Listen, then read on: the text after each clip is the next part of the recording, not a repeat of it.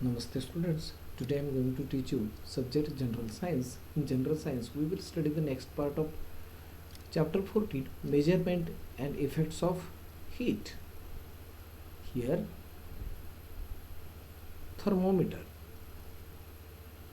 You must have seen the thermometer that is used when someone at home has fever. That thermometer is called clinical thermometer. Different thermometers are used for different purposes. Let us first learn about the working of a thermometer.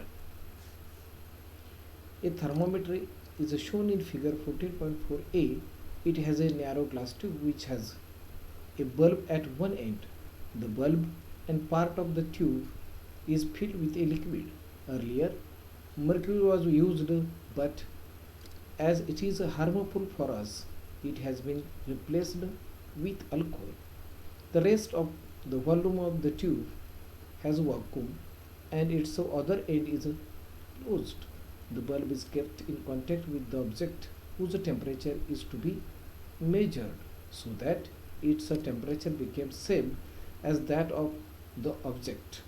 Because of the increased temperature, the alcohol inside it expands and its level in the tube rises. Using the properties of the expansion of alcohol to be discussed below, the temperature can be obtained from the level of the alcohol. The tube of the thermometer is marked accordingly. See this figure. This is the first kind of thermometer. In figure 14.4b shows a clinical thermometer.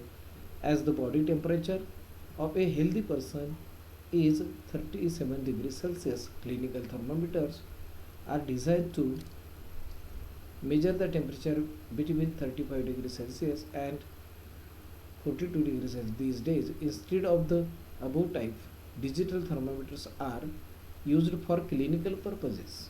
One such a thermometer is shown in figure 14.4c. This is a digital thermometer is generally used today now in these days.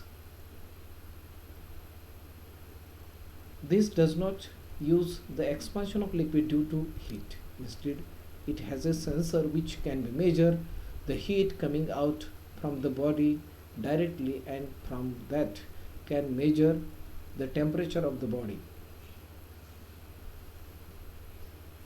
The thermometer used in laboratory are similar to the one shown in figure 14.4a, except that the range of temperatures that it can be measures is large, spanning of 40 degrees Celsius to 110 degrees Celsius or even larger.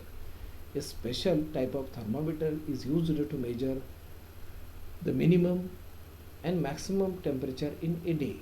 It is called the maximum minimum temp thermometer.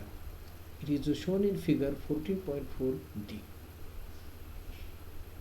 When a hot object is kept in contact with a cold object, they both exchange heat.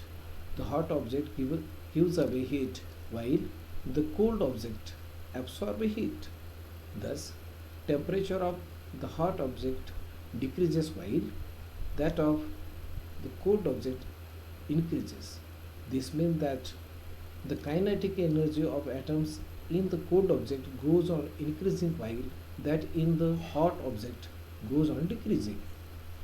At time comes when the average kinetic energies of atoms in both objects become equal, which means the temperature of both objects became equal. Specific heat. The specific heat of an object is the amount of heat required to increase the temperature of unit mass of that substances through 1 degree.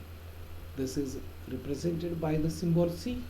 Its unit in SI is joule per kg degree Celsius, and in Celsius is calorie per gram degree Celsius. Suppose Q amount of heat is required to increase the temperature of an object of mass m and specific heat C from Ti to Tf. This amount depends on the mass of and specific heat of the object, as well as on the increases in temperature, and can be written as Q is equal to M multiplied by C multiplied by Tf minus Ti. Different substances have different specific heats. We are going to learn more about it in future classes. The specific heats of a few substances are given in the following table. See this table. Substances specific heat calorie per gram degree Celsius. Aluminium 0.21, alcohol 0.58, gold 0.03, hydrogen 3.42. Substances iron 0.11, copper 0.09, mercury 0.03, water 1.